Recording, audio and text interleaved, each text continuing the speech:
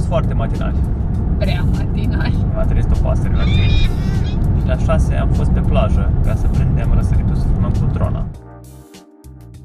Ultima zi în Queensland urma să ne petrecem în pădurea tropicală Daintree. Singurul mod în care puteam să facem asta era să-l trecem cu bacul. Australia 1, Galați 1.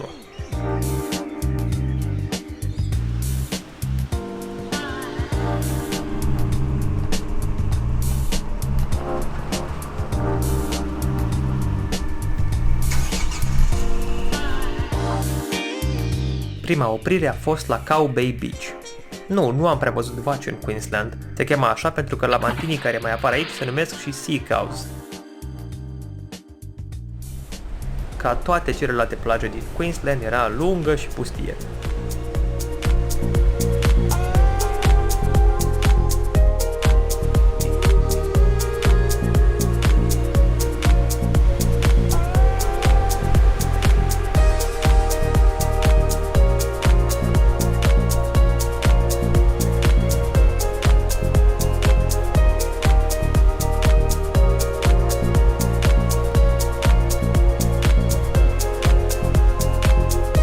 Ca orice români veritabili, am vrut să lăsăm un semn că am trecut pe aici. Ce, nu se vede? Așa e mai bine.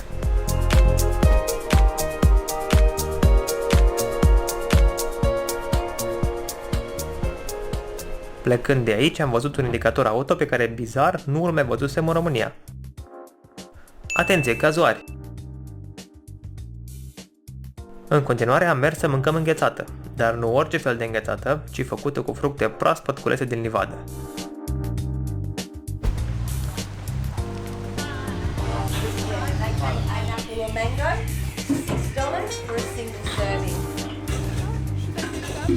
Sortimentele erau cel puțin exotice, așa că verdictul a trebuit dat de cel mai strict juriu posibil. Flavor of the day. Coconut. Da? Ai depistat-o pe asta? De jos. Da? Notă. 7. Black Sapote. A fost descrisă ca un fel de ciocolată mai ștearsă. Ciocolată? It is not. 5 poate. 5. Davidson Plum. Asta e bună. Îi dau 7. La Water Seed îi dau 8. Ca și jumătatea mai puțin critică a cuplului, eu zic că înghețata a fost excelentă. Cred că am descoperit secretul. Și ouăle erau proaspete și din curtea proprie. Am fost curioși să vedem cum arată copacii care fac fructele astea cu nume ciudate. Pe drum am asistat la un duel reptilian pe viață și pe moarte. Să începem cu ceva simplu, banane. Hai că din astea am mai văzut. Apoi am dat peste Black Sapote, care e un fel de curmală. Copacul arată bizar, cam păros.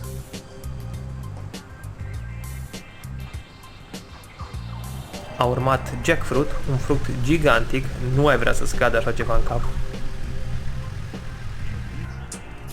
Am oprit și la mărul malaizian, al cărui pom face niște flori asemănătoare cu cireșul. O altă activitate pe care nu am putut-o rata în pădurea Daintree a fost plimbarea prin mangrove. Am ales Marja Boardwalk. Are peste 1 kilometru de potecă amenajată, dar chiar amenajată. Plantele de aici sunt neschimbate de sute de milioane de ani, din perioada Jurassicului.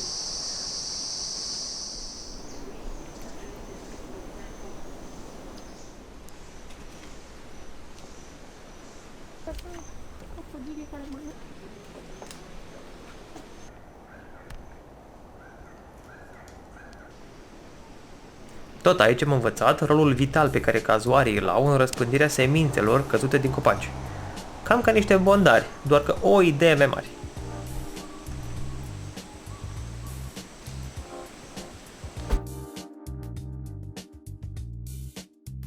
La final de zi am ajuns la capătul de drum din pădurea Daintree, Cape Tribulation.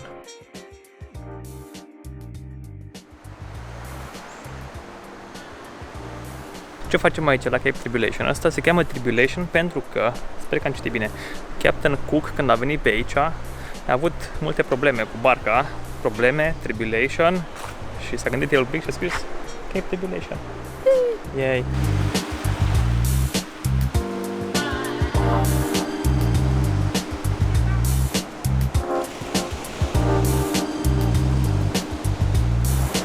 Bubble crab, bubble. Crabii ăștia erau cu zecile de mii pe plajele din Queensland. Sapă vizuini, mănâncă nisipul, iau nutrienții, apoi îl dau afară pe cealaltă gaură. Și la propriu și la figurat.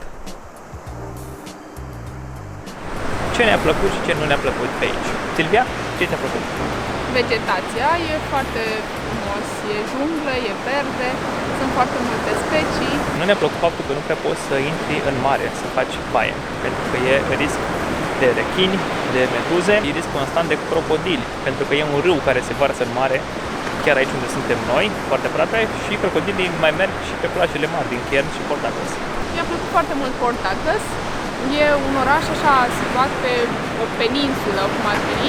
Ai plajă pe fiecare parte a peninsulei, iar pe o parte poți vedea răsăritul și dacă mergi peste câteva ore pe cealaltă parte, poți să vezi apusul. E foarte drăguț. Mergi la propriu, gen un sfert de oră dacă mergi. Port Douglas, top. Am făcut și diving, N-am murit care e întotdeauna un plus. pentru prima Să tură de zicem că am diving. fost puțin mai timorați decât ne așteptam sau decât mă așteptam eu. Am văzut o grămadă de pești, n-am văzut rechini, dar am văzut o... Ce era aia care schimba acolo? Aia? Că nu era... Cuttlefish. Cuttlefish. Un peștișor care era Când maro când alb. cu pete negre și dacă te uitai peste câteva secunde, nu erai atent, se schimba în bej cu pete maro. N-am fost atent. Eu da. Cam atât pentru Queensland.